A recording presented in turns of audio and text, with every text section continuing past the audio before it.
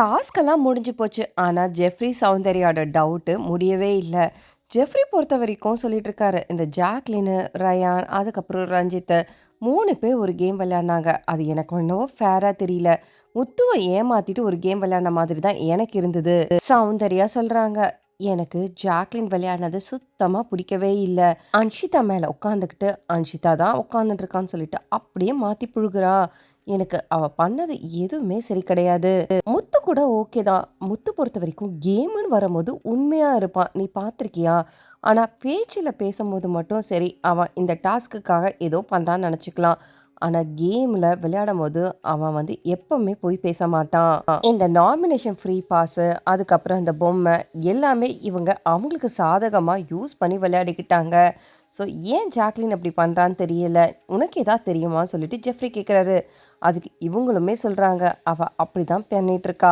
மாத்தி மாத்தி ஃப்ரெண்ட்ஸுக்காகன்னு சொல்றா. இப்படியும் அப்படின்னு சொல்லிட்டு மாத்தி மாத்தி தான் பேசிட்டு இருக்கா. இந்த வீட்ல இது மட்டும் தான் உங்களுக்கு வேலையா? டாஸ்க்க தவிர எவ்வளவோ இருக்கு. இந்த டாஸ்க்க மட்டும் நெனச்சுக்கிட்டு இவங்க ஏதோ ஒண்ணு பண்ணிட்டு இருக்காங்க. எனக்கு கூட இந்த கேம விளையாடணும்னு தான் இருந்துச்சு. ஆனா என்ன பண்றது? என் டீம்ல இருக்கவங்க அவுட் ஆகி போயிட்டாங்க. சரி, என் டீம்ல இருக்கிறவங்க எனக்கு ஆகலையோ என்னவோ சரி. ஆனா டீம்ன்னு வந்ததுக்கப்புறம் நான் விளையாடி தானே ஆகணும். அதுக்கு வேற சொல்லிட்டு இருக்காங்க. நீ எதுக்கு அவங்களோட பேசிட்டு இருக்க? நீ எதுக்கு அப்படி இருக்கேன்னு கேட்குறா. அதுக்காக என்ன டீமை நான் விட்டு கொடுத்துற முடியுமான்னு சொல்லிட்டு விஷாலை பத்தி பேசுறாங்க. ஜாக்லின் பொறுத்த வரைக்கும் இன்னைக்கு கேமு பயங்கரமாக தான் விளையாடிட்டு இருந்தாங்க. ஆனால் அன்ஷிதா கிட்ட வரும்போது அந்த போட்டியும் சரி பொறாமையும் ரொம்பவே ஜாஸ்தியான மாதிரி தான் இருந்தது. அதே தான் இவங்களுமே சொல்லிட்டு இருக்காங்க. அன்ஷிதாவை விட்டு கொடுக்காம இவ ஒரு கேம் விளையாடினா பாரு. அன்ஷிதா பாவம் ரொம்பவே அழுதுட்டா. அவ ப்ரொவோக் ஆகி இவங்களுமே ப்ரொவோக் ஆகி பண்ணிட்டாங்க. ஆக மொத்தம் இவங்கள பொறுத்த விஷயம் இந்த நாமினேஷன் ஃப்ரீ பாஸ் ஜாக்லினுக்கும் சரி ரயானுக்கும் வந்தது இவங்களுக்கு சுத்தமா இஷ்டமே இல்லை போல இருக்கு. இதுக்கப்புறம் அன்ஷிதா கிட்டயும் போய் பேசுறாங்க. அன்ஷிதா என்ன சொல்றாங்கன்னா, அவங்க 2 பேருமே சேர்ந்தது சரியே இல்ல.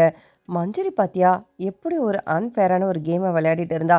வாய திறந்தா பொய் மட்டும் தான் பேசிட்டு இருந்தா. மஞ்சரி அவ இவன் சொல்லிட்டு நான் பேசவே இல்ல. எனக்கு அதெல்லாம் வரவே வராது. அந்த தமிழெல்லாம் எனக்கு பேசவே தெரியாதுன்னு சொல்லிட்டு இவங்களுமே சொல்றாங்க.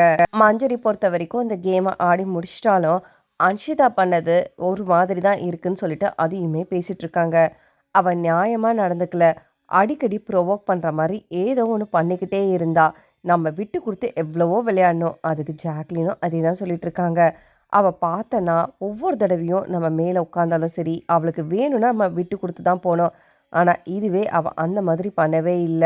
நம்ம எவ்வளவோ இந்த டாஸ்க்ல விட்டு குடுத்து அவங்களுக்காக விளையாடும்போது, அவங்க விளையாடவே இல்ல. ஆக மொத்தம் ராணவ இந்த கேம்லேருந்து தப்பிச்சிட்டாருன்னு சொல்லிட்டு, அவருக்கு சந்தோஷமோ இல்லையோ, அவங்க கூட இருக்கவங்களுக்கு ரொம்பவே சந்தோஷம். அதுக்கு இவருமே சொல்றாரு, "எப்படி போய் முடிஞ்சிருக்கும் இந்த டாஸ்க்கெல்லாம்?" அதுக்கு அங்க இருக்க அருண் என்ன சொன்னான்னா, "உனக்கு அடிபட்டோனே நான் ரொம்பவே துடிச்சு போயிட்டேன். என்னோட தம்பிக்கு அடிபட்ட மாதிரி தான் ஆயிடுச்சு. நான் அதனால தான் ஓடி வந்தோம் நாங்க." அப்படின்னு சொன்ன உடனே அதுக்கு ராணவ் சொல்றாரு, "எனக்கு உங்களோட குரல் மட்டும் எனக்கு ரொம்பவே கேட்டுட்டே இருந்தது. விஷாலும் ஓடி வந்தாரு. எனக்கு ஒண்ணுமே புரியல அந்த செகண்டு. என்னவோ ஏதோன்னு போன்னு ஆயிடுச்சு. ஆனா பக்கத்துல இருக்கவங்க நடிக்கிறான்னு சொன்னது எனக்கு இன்னுமே ரொம்பவே கஷ்டமா போச்சு. நீ கேம பொறுத்தவரைக்கும் நான் நல்லா தான் விளையாடினேன்னு சொல்லிட்டு இவருமே சொல்றாரு. ஆனா அங்கங்க கமெண்ட்ரி குடுத்தது தான் தப்பா போயிருக்குமோ சொல்லிட்டு இவருக்கு அதுவுமே டவுட்டு. வீக்கெண்ட் வந்தா தெரிஞ்சிடும்னு சொல்லிட்டு அதையுமே பேசிட்டு இருக்காங்க. வீக்கெண்ட் வந்ததுக்கப்புறம் யாருக்கு தெரியுதோ இல்லையோ, ஆனா ஜெஃப்ரிக்கும், சௌந்தர்யாக்கும் விஜய் சேதுபதி ஏதாவது குடுப்பான்னு சொல்லிட்டு தான் நெறைய பேர் எதிர்பார்த்துட்டு இருக்கோம். ஏன்னா கேமும் விளையாடாம ஜாக்லின் நடிக்கிறாங்க. அதுக்கப்புறம் ராணாவும் நடிக்கிறான்னு சொல்லிட்டு இதே தான் சொல்லிட்டு இருக்காங்க. எனக்கு மட்டும் தான் அப்படி தோணுதான்னு சொல்லிட்டு சௌந்தர்யா அடிக்கடி இத சொல்லிக்கிட்டே இருக்காங்க. இப்ப பார்த்தீங்கன்னா, பெஸ்ட் பெர்ஃபார்மரா முத்துக்குமரன், பவித்ரா, அதுக்கப்புறம் ஜெஃப்ரி தான் வந்திருக்காங்க. ஸோ இவங்க 3 பேர்ல யாரோ ஒருத்தங்க தான் அடுத்த வாரம் கேப்டன்சி டாஸ்க்ல விளையாட போறாங்க. மேபி லீஸ்ட்டா சௌந்தர்யா கூட இருக்கலாம். ஸோ அத பத்தி என்ன நினைக்கிறீங்கன்னு சொல்லிட்டு கமெண்ட் பண்ணிட்டு, பிக் பாஸ் தமிழ் 8 லைவ் அப்டேட்ஸ்லாம் பார்க்கறதுக்கு என் சேனல மறக்காம சப்ஸ்கிரைப் பண்ணி சப்போர்ட் பண்ணுங்க.